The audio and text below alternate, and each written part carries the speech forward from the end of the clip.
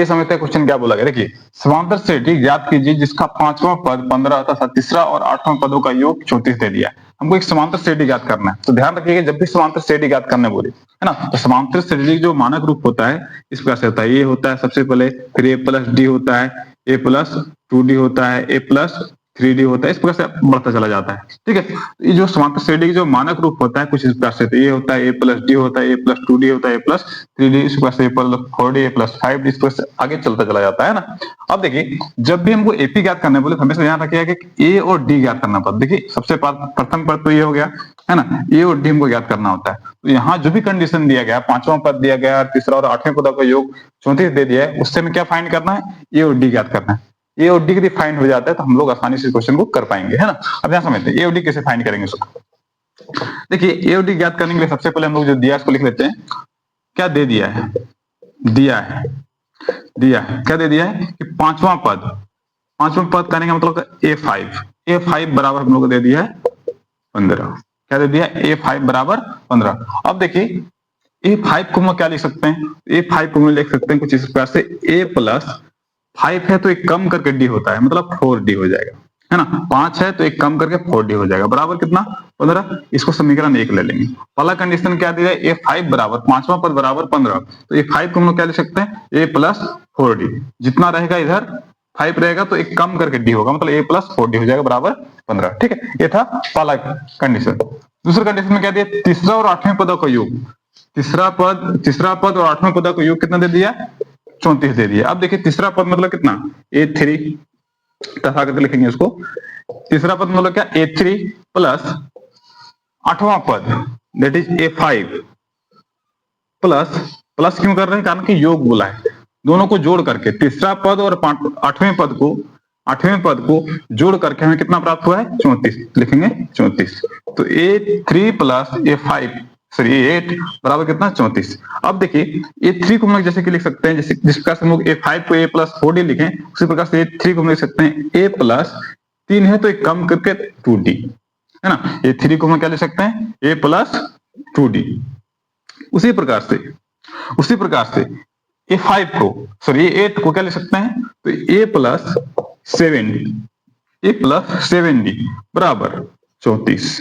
Clear, यहां तक I think सबको क्लियर हो गया होगा। ठीक है, अब देखिए A प्लस A हम लोग क्या लिख सकते हैं इसको, 2A प्लस A को हम लोग क्या लिख सकते हैं, 2A प्लस, उसी प्रकार से D वाला को D वाला के साथ जोड़ देंगे, 2D plus 7D that is 9D बराबर 34।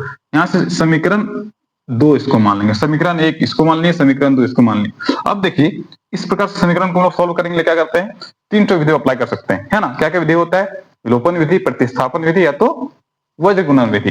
अब तीनों में से कोई भी विधि अप्लाई कर सकते हैं हम लोग क्या करते हैं, विलोपन विधि से अप्लाई करते हैं। ठीक है, विलोपन विधि सबसे आसान होता है, विलोपन विधि मेरे हिसाब से, आपके हिसाब से क्या होगा देख लीजिएगा। विलोपन विधि, है ना, विलोपन विधि में क्या कैसे होता है, समझिए। जो भी समीकरण दिया रहता है ना, किसी एक को जिसको हमको काटना हो, जैसे मान लो ए लॉग बराबर करना, ए लॉग काटना है हमको, तो करना क्या पड़ेगा, इसका कोएफिशिएंट मतलब इसका गुणांक और इसका गुणांक दोनों को बराबर करना पड़ेगा, सेम कर देना पड़ेगा। अब देखिए, इसका गुणांक कितना है, इसका गुणांक 1 है, एक का गुणांक क्या है, 2 है, लेकिन इसको बराबर करने के लिए क्या करना पड़ेगा, इसमें 2 से गुणा करना पड़ेगा। सिंपल तरीका क्या है, जो भी समीकरण दिया रहेगा, इसका गुणांक मतलब ए वाला को बराबर करना चाहते हैं तो इसका गुणांक के साथ इसका गुणांक समीकरण 1 में गुणा कर देना है, और इसका जो गुणांक रहेगा समीकरण 2 में गुणा कर देना है। इसका मतलब क्या, ध्यान समझते हैं, समीकरण 1 में कितना गुणा करना पड़ेगा, तो समीकरण 1 गुने समीकरण 1 में कितना गुणा करना पड़ेगा, तो समीकरण 2 का एक का गुणांक देखने कितना है, 2 है, मतलब 2 से उसको गुणा कर देना पड़ेगा, 2 से गुणा कर देंगे।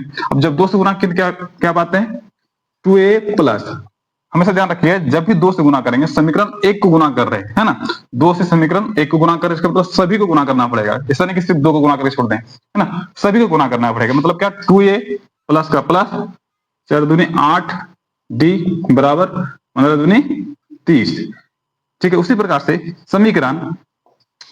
समीकरण 2 गुने कितना करना पड़ेगा, तो समीकरण 2 गुने कितना करना पड़ेगा, इसका गुणांक, समीकरण 1 का गुणांक कितना है, 1 है, कुछ नहीं मतलब 1 है, 1 से गुणा करना पड़ेगा, 1 से। सिंपल तरीका से लिखना है क्या, 2A 1 से कोई भी संख्या गुणा करते हैं, जो का सो उतर जाता है, तो जो का सो उतार दिए इसको। ठीक है, ये था हम लोग का इस प्रकार से करना क्या, सिंपल तरीका क्या है कि जो भी गुणांक जिसको बराबर करना चाहिए, जैसे ए वाला टर्म को बराबर करना चाहते हैं, है ना, ए वाला पद को बराबर करना चाहते हैं, तो इसका जो गुणांक रहेगा समीकरण 2 में जो गुणांक रहेगा उसके गुणांक के साथ समीकरण 1 में गुणा कर देना है, और समीकरण ए का जो गुणांक रहेगा समीकरण 1 में जो ए का गुणांक रहेगा उसको समीकरण 2 के साथ गुणा कर देना है। ठीक है, तो इस प्रकार से हम गुणा किए।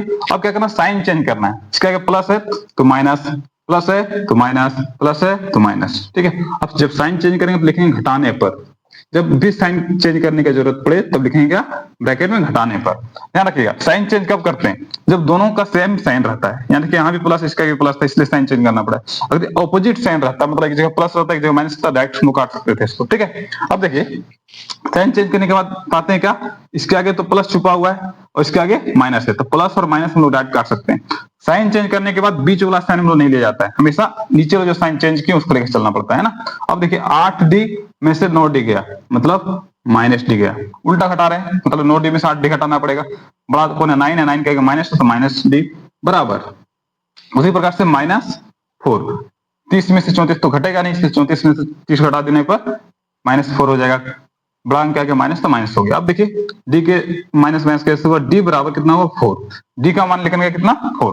अब देखिए हम लोग पहला काम कर चुके हैं, है ना, पहला काम लोग का हो चुका है क्या, डी का वैल्यू फाइंड हो चुका है। अब ध्यान समझते हैं, डी का वैल्यू फाइंड हो, आप ए का वैल्यू फाइंड करना पड़ेगा, ए का वैल्यू ज्ञात करना पड़ेगा किसी एक से, समीकरण 1 से या समीकरण 2 से, किसी एक से चल सकते हैं हम लोग। तो लिखेंगे समीकरण 1 से, है ना, इसमें से किसी एक में भी चल सकते हैं, समीकरण 2 से भी चल सकते हैं, कोई दिक्कत नहीं है। समीकरण 1 से चलेंगे हम लोग।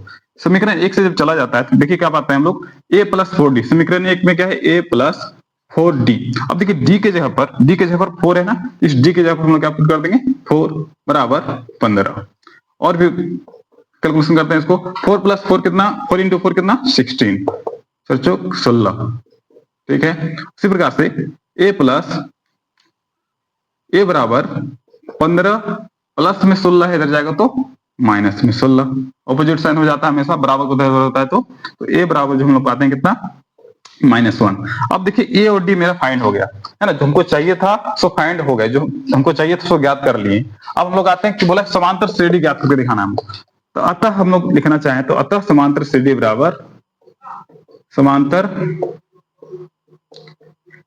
श्रेणी क्या क्या हो जाएगा, इसका स्टैंडर्ड फॉर्म किस प्रकार होता है, a plus D, a plus 2d, a plus 3d, इसी प्रकार से चलता चला जाएगा। ठीक है, अब देखिए a कितना है, तो a के जगह पर -1, ठीक है, कोमा a प्लस डी मतलब -1 प्लस डी के जगह पर 4 है तो 4, उसी प्रकार से कोमा एक जगह पर -1 प्लस 2 इंटू 4, उसी प्रकार से -1 प्लस 3 इंटू 4, ये डॉट डॉट करके चलता चला जाएगा। ठीक है, नेक्स्ट हम लोग आते हैं, शॉर्ट फॉर्म में एपी बोलते हैं इसलिए हम इस प्रकार लिख रहे हैं। अब देखिए -1 कोमा -1 प्लस 4 दैट इज 3, फिर से कोमा -1 प्लस 4 दूनी 8, फिर -1 प्लस 12, ये चलता चला जाएगा इस प्रकार से। ठीक है, फिर से आते हैं इस चीज को लेकर के।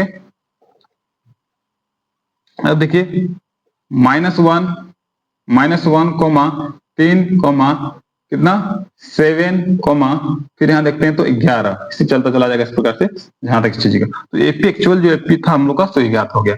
तो एपी के ज्ञात करने बोले तो हम लोग इस प्रकार से हमेशा ध्यान रखिएगा ए और डी को ज्ञात